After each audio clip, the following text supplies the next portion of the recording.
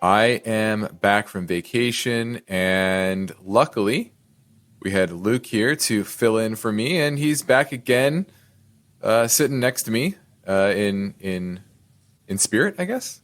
We're doing so to speak. Places. You know, typically you welcome me back, but I guess this time I get to welcome you back. Yeah, thank you. It's good to be back.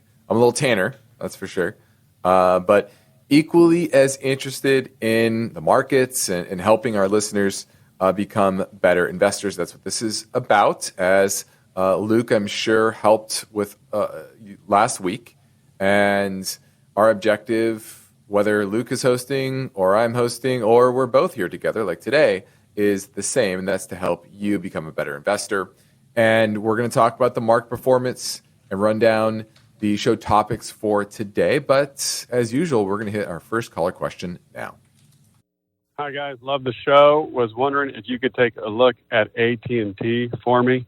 It just seems like it's really cheap, and I am thinking about putting more than you guys recommend in my portfolio into it because of how cheap it is. And I was just curious if there's something that I'm not seeing and why this might not be a good idea. Thank you very much. Love the show again. Thanks. Bye. All right, thanks for the call. And, you know, cheap is a relative term, Luke, you know that. I don't think I need to explain to everybody what AT&T does. It's kind of, it used to be a duopoly with Verizon. Now T-Mobile is definitely muscled into both Verizon and AT&T space and with the acquisition of Sprint. And so it's a competitive landscape out there. And he's probably looking at the P ratio, which based on next year's expected earnings of $2.30 per share, you're talking about a 7 times multiple, 6.7% dividend yield. But we know it's down significantly from its 2020 highs. So pre-COVID, it was around $30 per share. Now it's been cut in half, nearly down to $16.60. Would you say it's cheap, Luke, or is that massive debt load clouding the visions of many investors? Well, it can certainly be cheap and you don't have a full accounting of what you're buying. And in this case, you're buying $158 billion worth of debt, which is a lot of debt, especially for a company that's $120 billion market cap. And so surprisingly, there's actually not that much short interest, 1.36%. So I think a lot of the market agrees that where it is right now does look pretty cheap. Its dividend yield, 6.6. That's a little high, but we all know dividends are not really set in stone. So for me, the thing that also makes me hesitant to buy it is we don't have a full accounting of why the network was down the other day. I know they're offering users maybe $5 or something as a credit towards their bill if their network was down. But certainly one of the big risks that people don't talk about as much, in my opinion, is cybersecurity risk. So we don't know if that was related to external threats or what was going on. If it was related to external threats, what data did they potentially get that could adversely affect the price of this company as well? So for me, there's a lot more uncertainty than there typically would be for a company with these debt levels. Typically, we're just worried about companies who aren't able to service that debt. Now I'm worried about what risks there are that may not be fully accounted for. Yeah, there's certainly a near-term risk and long-term, right, is if this happened once, certainly could happen again. And I know that AT&T was mainly affected, but I've heard Verizon and T-Mobile customers were also affected to some degree, not as much as AT&T. But overall, I think the bigger risk is that debt level, and that's what's happening here. Remember, everyone looks at something and they see a single-digit P ratio and they think it's cheap. And yes, it's cheaper than the broad market, but a lot of times it's cheap for a reason. And the reason here, I think, is twofold. That debt, like you talked about, and the lack of growth. You know, you have earnings supposed to fall 7% this year, go back up 4% next year. Really a flat earnings picture over the past couple of years. Now, the positive is they spun off all those Warner Brother assets and got out of the media business, which, you know, when it's a good lesson that when companies try to get bigger, it isn't always a good thing. Oftentimes they overpay, they're outside their wheelhouse, and they do bad things or just don't maximize, let's just say, those assets. And that was certainly the case with the media assets that they end up spinning off and able to pay down some debt, but they also lower their dividend as well. So, that's the positive, is that they're more focused just on being a telecom company, but it's in a business that is competitive and there's not a lot of growth because it's so large. So I don't find it super attractive. I don't think it's a bad investment, but a lot of that cash flow, a lot of those earnings is going to go towards paying down that debt, right-sizing the balance sheet as opposed to paying out bigger dividends, for example. I think the dividend's not going to move for a long time until the balance sheet gets right-sized. Now, that might take 5, 7, 10 years to do. So don't buy it just because it looks, quote-unquote, cheap because it has a low PE ratio. Thanks for the call. Now, we have about 40 minutes left in the show, and time permitting, we're going to hit all of our topics. Our main focus point is in regards to passive funds and them overtaking active funds. And what does that mean for your portfolio, whether you're indexing or not indexing? And what does that mean for asset allocation within the market, or let's say asset allocation, capital allocation? I think that's a better way to look at it. So we're going to look at passive funds versus active funds and the investment opportunities that might create. We also have some other topics on the docket as well. One is about corporate governance. Is weak corporate governance bad, or is it good? We're going to look at some data there. Also, the reverse repo facility. Sounds boring and archaic, but it is a very important part of the plumbing of our financial system, the treasury market. And if that gets disrupted and that creates a problem in the treasury market, that often creates a wider problem in the financial system as well, as we saw last spring. And then lastly, if we have time, high yield savings accounts. You don't always get what the advertised rate actually is. So we're going to look into the details there. But we also have voice bank questions to get to. One is on relative strength and the other is Disney. And of course, we welcome your finance and investment questions now at 888-99-CHART. But we're going to do a quick break. On the other side, we're going to talk about today's market activity. So give us a call now at 888-99-CHART.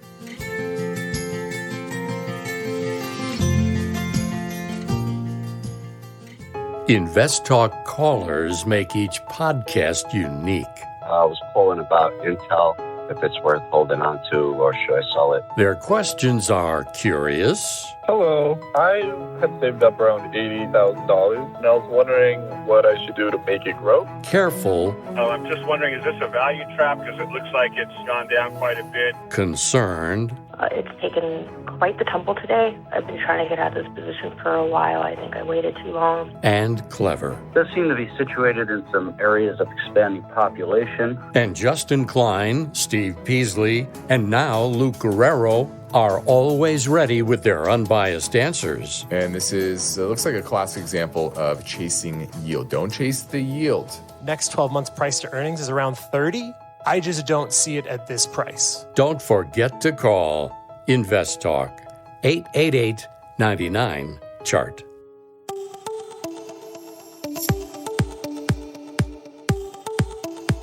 InvestTalk is here to help. And when you download the free InvestTalk podcasts, don't forget to rate and review. The phone lines are open, 888-99-CHART. Now, Luke, let's take a look at the markets today. It was really a mixed bag. You had large caps, broad market down a little bit, small caps up a little bit.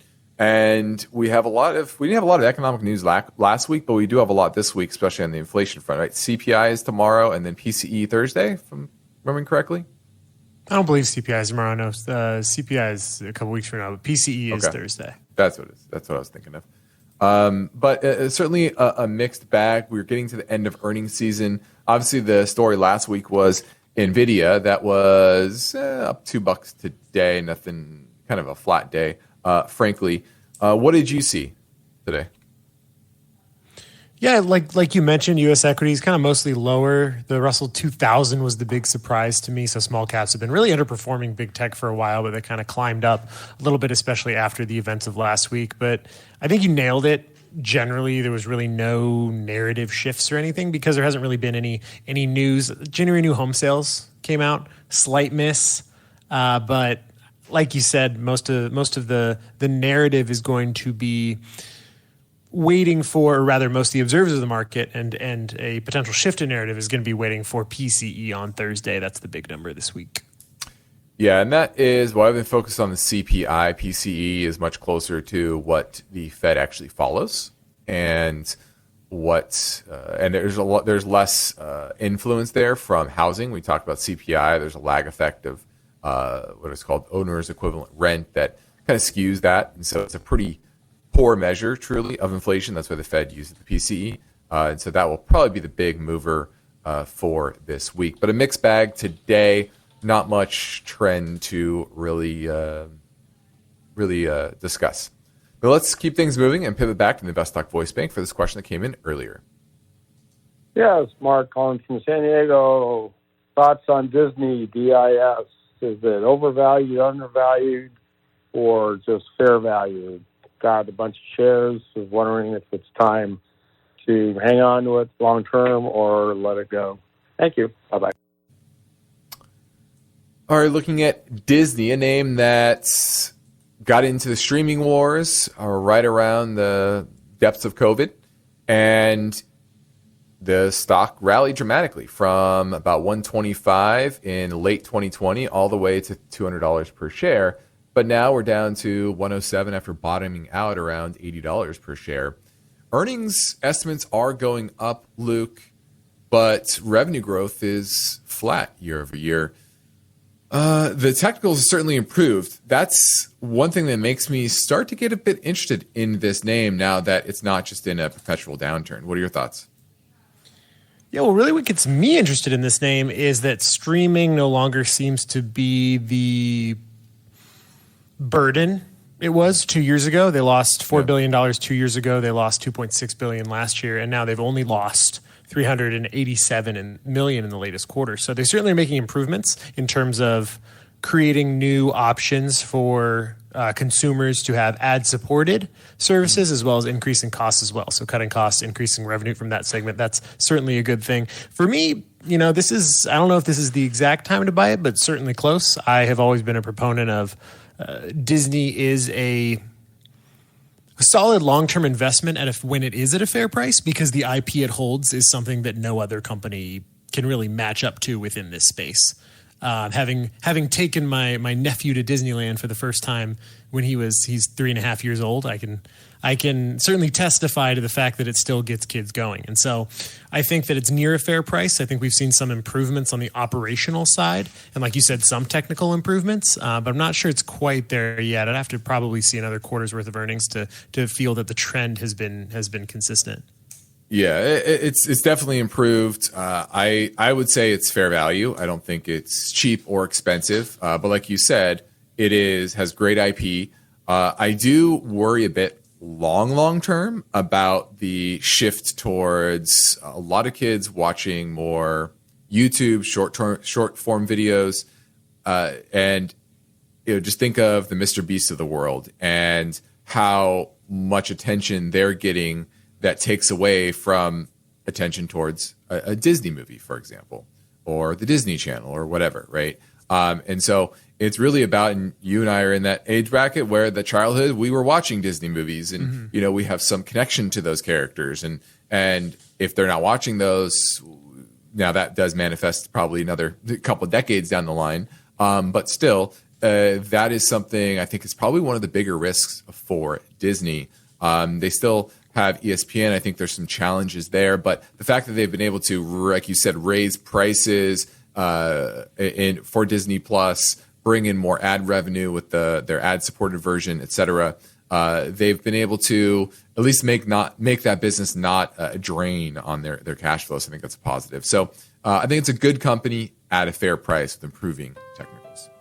Now we're going to a quick break. Please remember that you can call anytime and leave your questions on the InvestTalk voice bank. If you're listening via our live stream or on AM 1220 radio in the Silicon Valley area, you can call right now at 888-99-CHART.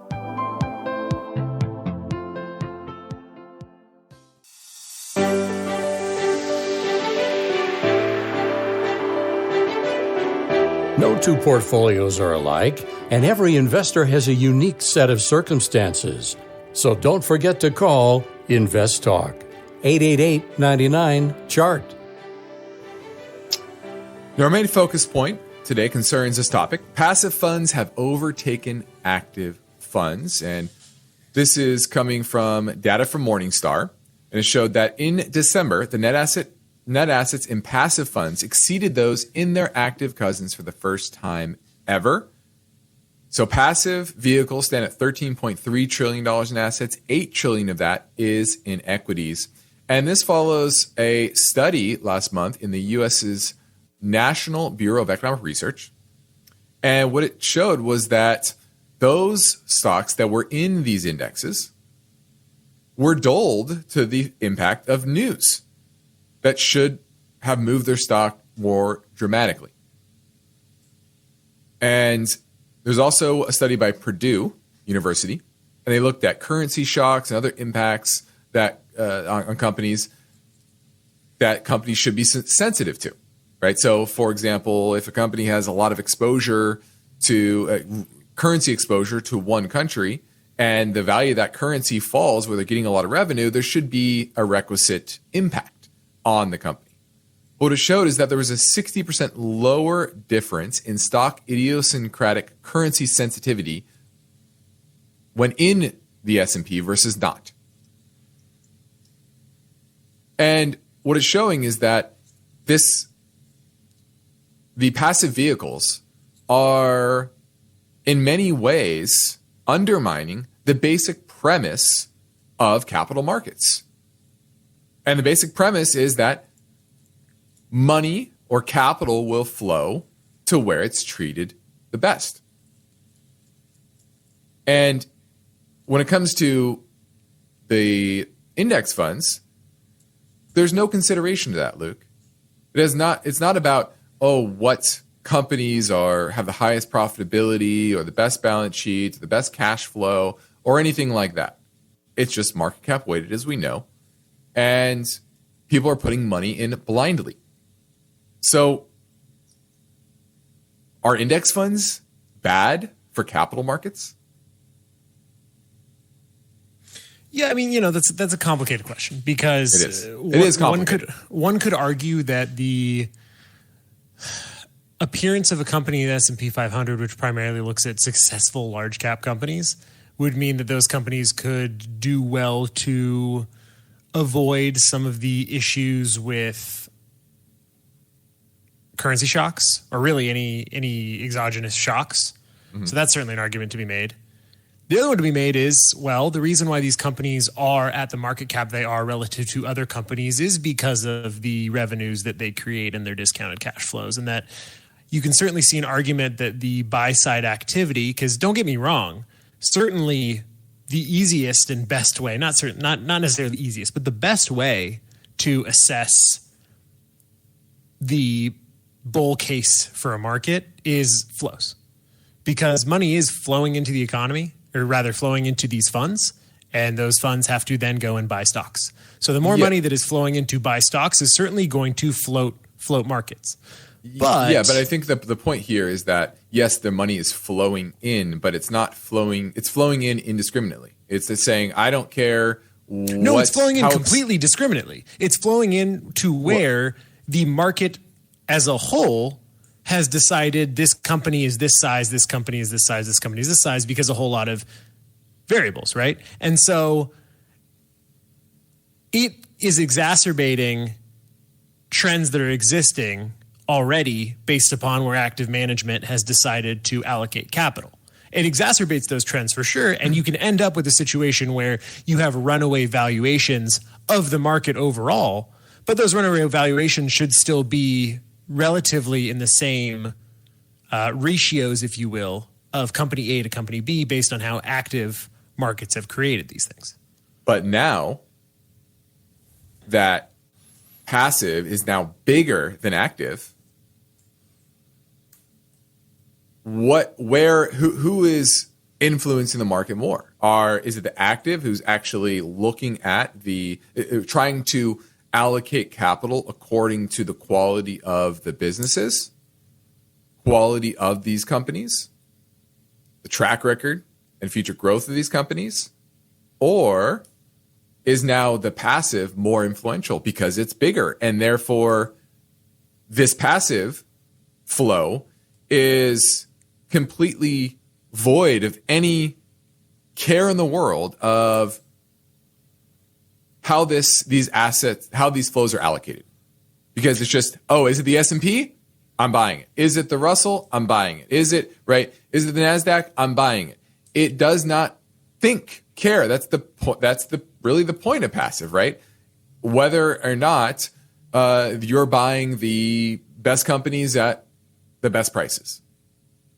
So the answer to that is maybe, and certainly at a certain point, right? At a certain threshold, because we all know that if it was 100% passive flows, the status quo would hold, right? Yeah. And active would have absolutely no influence on market valuations. If it's 100% active, then the status quo won't hold because active is influencing market valuations.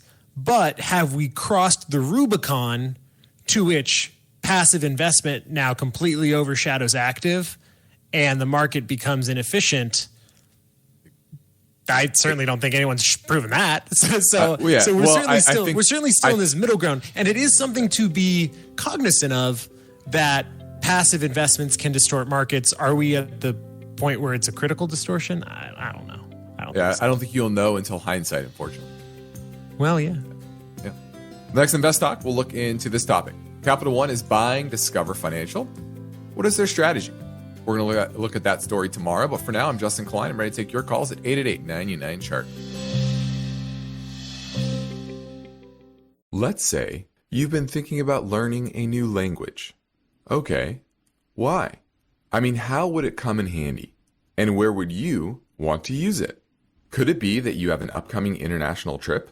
Or maybe you want to connect with family members or friends from a different culture?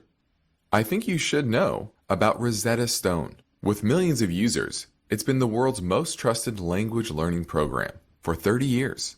Rosetta Stone is available on your desktop or as an app with Audio Companion and the ability to download lessons offline.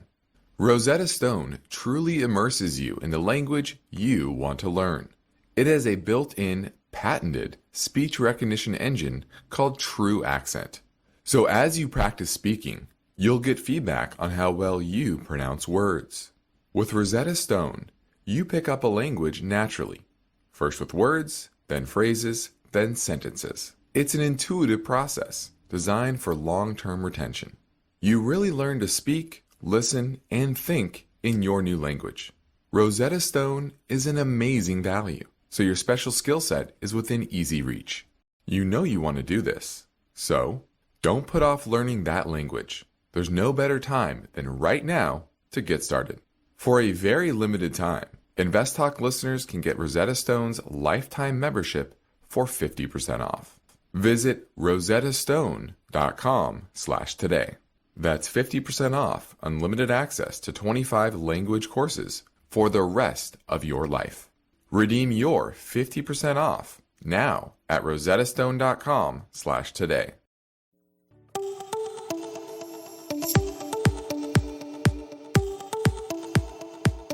The markets react to uncertainty. Are you prepared? Is your portfolio balanced? Is it optimized? Your financial future depends on the answers to those questions. Justin Klein is here now and ready to talk with you. Call InvestTalk, 888-99-CHART. Hey guys, this is Matt from Merced. Just love the show and everything you guys do and find it very educational, so thank you.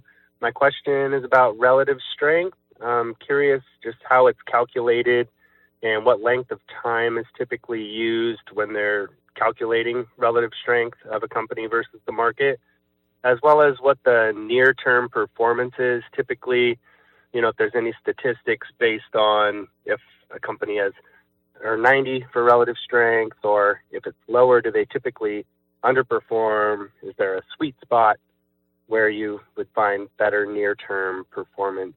Just curious, any information you guys have on that, and thank you again. Bye-bye. Well, typically, relative strength is looking at the last 52 weeks of market performance and comparing what that stock's performance is. So and is looking at all the different names in the market, right? And whatever number that is, it's outperforming that percentage. So if the relative strength is 32, that means over the last 52 weeks, it's outperformed roughly 32% of all issues. Now, that just kind of tells you what's happened in the past. It's helpful, I think, more in relation to different companies in the sector than anything else to see, okay, what's been outperforming over the last year or not. Because a lot of that last year's performance of a particular company is related to how strong the sector is. Now, if a stock has a relative strength in the 90s, meaning it's outperformed 90+% of the market over the past year, or the stocks in the market over the last year, then those trends, they tend to stay in place. Now, that doesn't mean that you just go buy those, because they also have probably the biggest risk of reversing dramatically, because they went up so much because the market's pricing in a much brighter future. And as long as that brighter future holds, that trend will likely hold. But if there's some sort of earnings disappointment, they can drop dramatically, 20, 30% in one fell swoop. So be cognizant of that. Outside of that, I don't know if I would use relative strength for a buy or sell decision. I think it's more of a piece of the puzzle to take stock of, shall we say? Pun intended. Yeah, I think that's accurate. I think how I like to think of it is you buy a company for its fundamentals, and you decide when to buy a company based on its technicals. Yeah, that's pretty much it. And relative strength is a very simple technical indicator. Now, there's a lot better ones. We tend to use more moving averages, patterns, for example. Consolidation patterns are also very helpful. Much more helpful than a relative strength number. But thanks for the call. Now let's touch a bit, Luke, on corporate governance, and this is now in the limelight once again after the recent ruling by was it Delaware judge? The Delaware, yes, the courts in Delaware. Judge. Yeah, against Elon Musk and Tesla and the stock options that amounted to about 12% of the total share count based on a pay package that was agreed upon in 2018, I believe, if I remember correctly. And the ruling was fairly simple, that the government or the governance of Tesla was not sufficiently independent to award him that pay package. And so it looks like this is going to be reversed. Have you seen anything that might hold this up, Luke?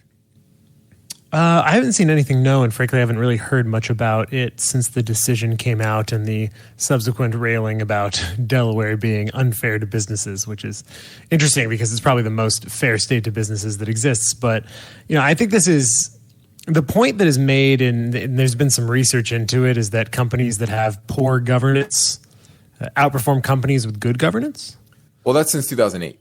So the question is, are you cherry picking the bottom of the markets? Yeah, which you certainly can be. And I think it's also clouded by the idea that poor governance tends to occur when founders are still involved in the company and they own an absurd share, or rather, a disproportionately large share of the market cap of the company, of the shares outstanding of the company. And so my argument would be, well, that typically means that those founders were already successful. If those companies are as large as they are and are performing that well and they're still involved, so they're successful founders. But I don't think that necessarily tells you should go out there and find companies that have poor governance. Yeah. Because you can have both founders that are heavily invested, meaning that their incentives are for the long-term health of the company, which is how it should be, and good governance, meaning independent directors that are not only independent from the company itself, but from the founder, such that they actually look after the best interests of the shareholders. Yeah, that's what governance is for. It's to say this entity is for the shareholders. It's not for the founder, even though the founder may be a large shareholder. They're just another shareholder in line with everyone else. And a board is supposed to say the leaders are supposed to govern the leaders and make sure that they don't do anything that is not in the interest of the shareholders. And history says that good governance overall doesn't make it a good investment if a company has good governance. But what often it can do is help avoid scandals, avoid a catastrophe by providing some general guardrails so they don't go too far one way or the other. Most boards aren't in the day-to-day telling the leaders of the company, the C-suite, how to run the day-to-day operations or even long-term strategy.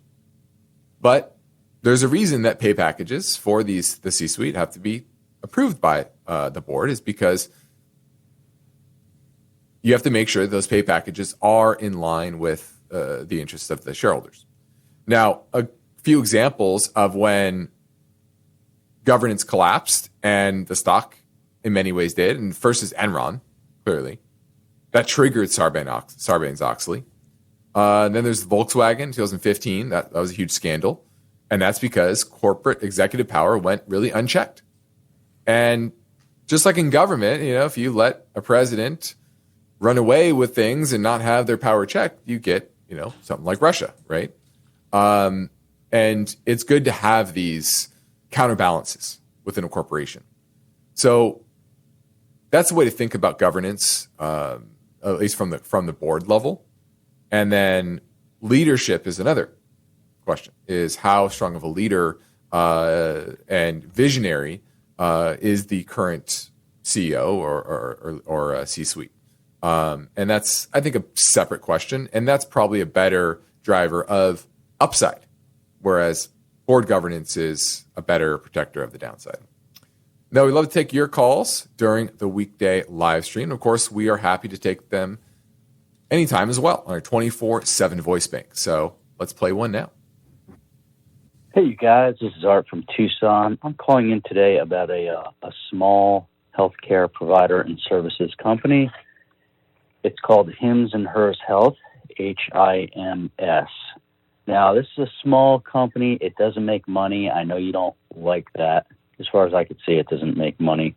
But it looks like it might have some really good growth potential. I'm thinking about it as a very small part of my portfolio as a speculative play on growth, on future growth. And I'd like you to take a look at the company, tell me what you think, and if you were looking to make a speculative growth play with a very small part of your portfolio, if this is one you would consider. It's hard to find too much information on these small growth companies. So I always look forward to your wisdom at InvestTalk, and I will listen on the podcast. And thanks for all you do for us. Thank you. All right. I wish he would have called in earlier, because this did have earnings after hours, and it looks like it's up about 20%.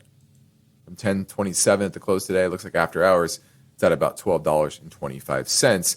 And that's because it looks like they are now profitable for the first time. Made about a penny per share, nothing big. But, from years of losing money, now it looks like they're profitable. Now their growth is slowing down, probably a law of large numbers here, about a $2 billion name. If you're on social media in any sense, you typically, or I think they have some commercials now. And this is basically a company that helps connect people via telehealth to get prescription drugs. They typically advertise, at least I know on the Hims side, for erectile dysfunction drugs. I've seen that many times. But, it's a small cap growth name. Big earnings, Luke. You buy it on this earnings? What do you think? Yeah, certainly making money is a good thing. That's what we want with our investments. But I would take that with a grain of salt, right? Making a penny for your first time is certainly not a long-term trend of making money. One good thing that I like is there's not a lot of debt. Yeah. It's got $5 million worth of debt. And with a lot of these telehealth plays over the past couple of years, they really, really just sink that balance sheet with debt. So that's certainly something that is beneficial. But anytime you see a company make money for its first time and you see a huge pop like this, you're going to see it retrace. So I certainly would not buy it tomorrow.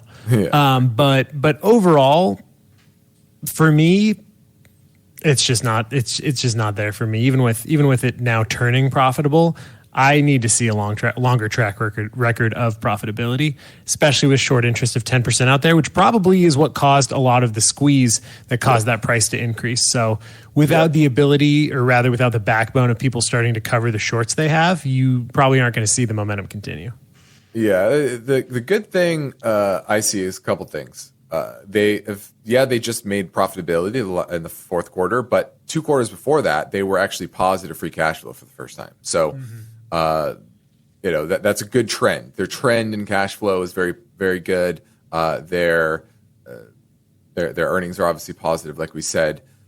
Minimal debt, but one of the reasons they have minimal debt is because they've just been issuing a bunch more shares, which is what happens with a lot of these small cap growth names.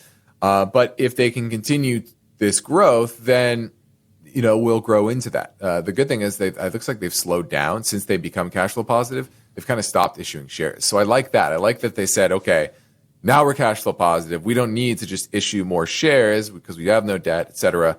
So I'm liking that little kernel there. And I have to dig in deeper. It's still pretty expensive. You're talking about a price to cash flow still at 80 times. But this is coming more in line.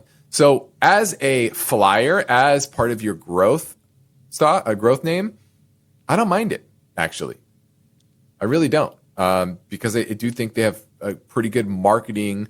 Obviously, it's paying off with that growth, but it's still high risk, and I wouldn't buy it on this pop. I'd wait for a retrace. Typically, these gaps, from a technical perspective, they get filled, meaning this will return to the mid-10s range where it was pre-earnings. Now, the first quarter feels like it's moving pretty fast. We're already closing in on the end of February. And, we talked for a while that we are in this new higher inflationary regime, higher interest rate regime. And that means serious investors need to adjust their strategies for these new interesting times. And remind you that here on InvestTalk and at our company, KAPP Financial, where we operate with the same philosophy, which is independent thinking and shared success. And we practice unbiased guidance, both on and off air, and parallel investing, which means we invest right alongside our clients. So I encourage you to take advantage of our free portfolio review assessment via telephone or GoToMeeting, or send us a message through investtalk.com. But let's squeeze in one more question now before we head to our final break. Hey, Justin and Luke, Bill from Philadelphia. I'm calling about Teladoc, ticker symbol TDOC. They had recent earnings. Wanted to kind of get your thoughts if maybe I should either wait on that or just skip it altogether and go to another alternative. I love what you guys do, and thoughts and prayers for Steve. Thank you. Well, very apropos having that call following the HIMSS call, because Teladoc, it was kind of the original telehealth hyped company.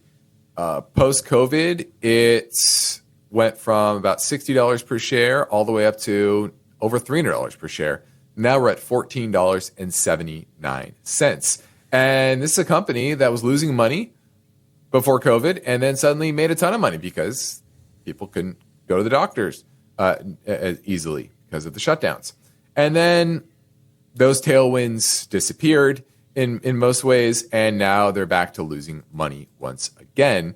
And as Luke, what are you seeing here on the debt? I know you talked about these companies piling on a lot of debt. $1.5 billion in debt on a $2.4 billion market cap company, and no debt pushed out beyond 2027. So they're going to have to roll that debt in the next couple of years. About half of it is, or rather $500 million, so a third of it is coming due next year. Yeah, and they're supposed to lose money this year and next year. That's going to be difficult. And the chart tells you all you need to know. It's now at near an all-time low. And the recent earnings have not been good. So, yeah, I'd rather own HIMS than this, for sure. Thanks for the call. This is InvestTalk. I'm Justin Klein. We have one goal here each and every weekday, and that's help you achieve your own version of financial freedom. And our work continues after this final break. So get your questions in right now at 888-99-CHART.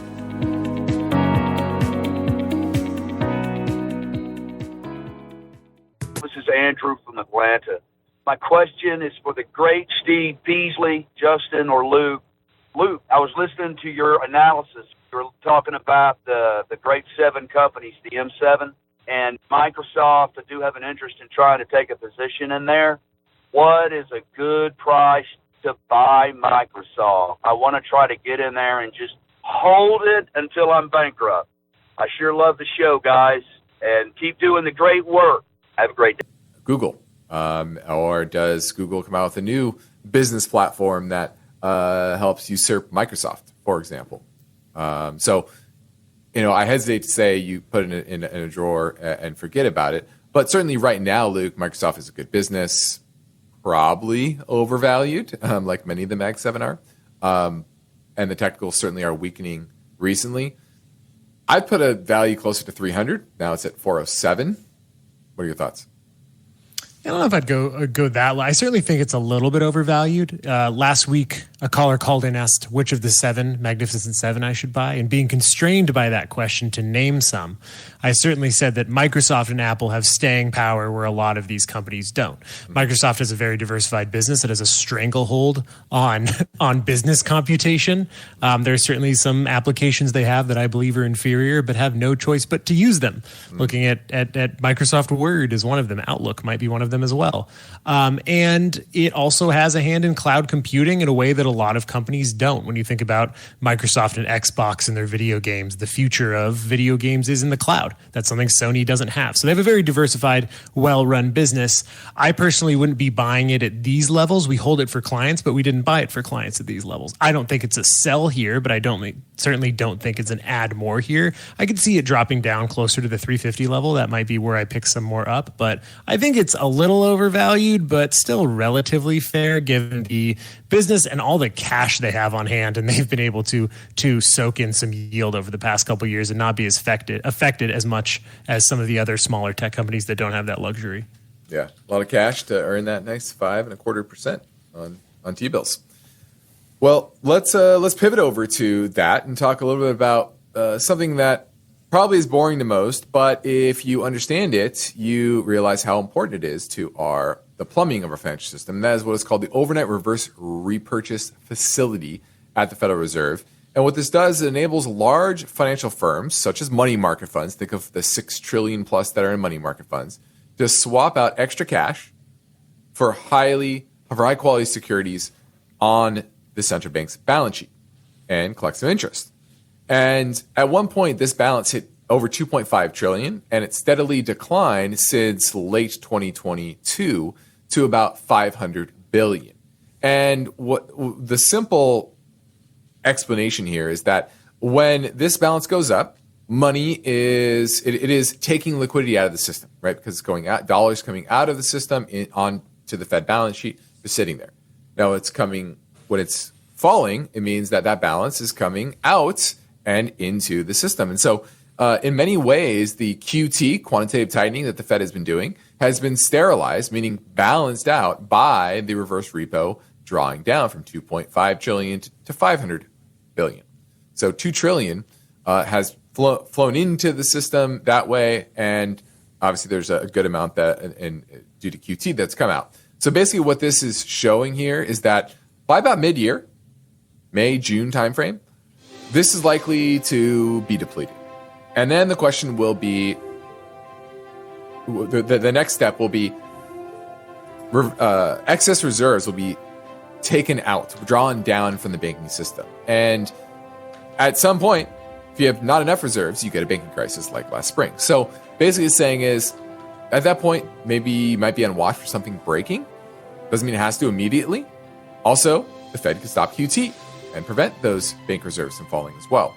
So this is a very important aspect to our system right now that you need to watch out for that potential next risk-off event. which doesn't seem like it's happening tomorrow, but could happen by middle of the year. Now, I'm Justin Klein. This completes another InvestTalk program with Luke Guerrero, and we thank you for listening. We encourage you to tell your friends and family about our free podcast downloads, which you can find anytime at iTunes, Spotify, or Google Play. And please make sure to rate and review on iTunes as well. Independent thinking, shared success. This is InvestTalk. Good night. InvestTalk is a trademark of KPP Financial. Because of the nature of the interactive dialogue inherent in the format of this program, it's important for the listener to understand that not all comments made will apply to them. Specifically, nothing said shall be taken to be investment advice, or shall statements on this program be considered an offer to buy or sell security. Because such advice is rendered solely on an individual basis and at times will require that the investor review a prospectus before investing. InvestTalk is a copyrighted program of Klein, Pavlis, and Peasley Financial, a registered investment advisor firm which retains all rights. For more information regarding KPP's investment advisors, call 1-800-557-5461.